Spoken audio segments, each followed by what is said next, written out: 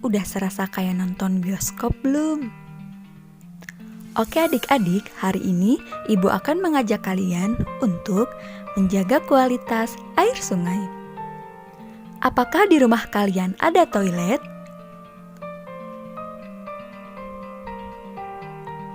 Kita yang tinggal di perkotaan dengan seluruh fasilitas dan akses yang mudah pasti akan menjawab ada toilet. Benar kan? Lalu, apakah masih ada rumah yang tidak mempunyai toilet? Menurut kalian gimana? Kita coba jawab bersama-sama ya. Tidak semua masyarakat yang tinggal di perkotaan memiliki akses toilet yang nyaman dan layak. Beberapa orang yang tinggal dekat dengan sungai seringkali buang air besar di sana. Data membuktikan bahwa rendahnya kesadaran masyarakat yang ditunjukkan dengan masih tingginya presentasi perilaku buang air besar sembarangan di tempat terbuka sebesar 9,36% atau sekitar 25 juta jiwa. Bahaya apa yang ditimbulkan dari buang air besar sembarangan? 1. Mencemari air. Kotoran yang dibuang ke sungai dan laut secara sembarangan bisa mencemari air. Air yang tercemar kotoran manusia mengandung bakteri E. coli. Air yang sudah tercemar bakteri E. coli tidak bisa digunakan lagi. Yang kedua, menyebabkan kematian.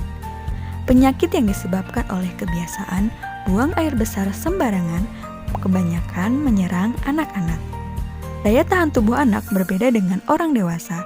Akhirnya dalam 1 jam pasti ada 15 sampai 22 anak yang meninggal. 3. Menyebabkan penyakit. Kotoran yang dibuang sembarangan bisa dikerubungi oleh lalat. Jika lalat itu terus-menerus ada di sekitar kita, bakteri yang ada di lalat bisa menyebar ke makanan dan minuman kita. Jika sudah begitu, kita bisa terkena penyakit diare dan kolera. 4. Menyebabkan kurang gizi. Buang air besar sembarangan bisa membuat lingkungan kotor. Jika lingkungan kotor, makanan yang kita makan akan ikut kotor. Mengonsumsi makanan kotor membuat gizi kita kurang. Kekurangan gizi membuat tubuh dan otak kita terganggu. Lalu, apa solusi terbaiknya? 1. Pemerintah melalui Rencana Pembangunan Jangka Menengah Nasional tahun 2020 sampai 2024 untuk sanitasi, pemerintah menargetkan 90% akses sanitasi layak, termasuk 20% akses sanitasi aman pada tahun 2024 dan target 54% akses sanitasi aman pada tahun 2030. 2. Gunakan toilet umum. Menggunakan toilet umum untuk buang air besar lebih aman daripada buang air besar di sungai. 3. Menjaga kebersihan sungai. Dengan tidak membuang sampah dan kotoran di sungai, kita telah menjaga kebersihan sungai. Dengan menjaga kebersihan sungai, artinya kita juga menjaga kualitas air dalam sungai. Mengapa kita penting menjaga kebersihan air sungai? Berkaitan dengan hal ini, sungai memiliki banyak manfaat. Apa saja manfaat dari sungai? Yang pertama, untuk kebutuhan sehari-hari. Sungai dimanfaatkan sebagian masyarakat untuk memenuhi kebutuhan sehari-hari seperti untuk minum, mandi, dan mencuci.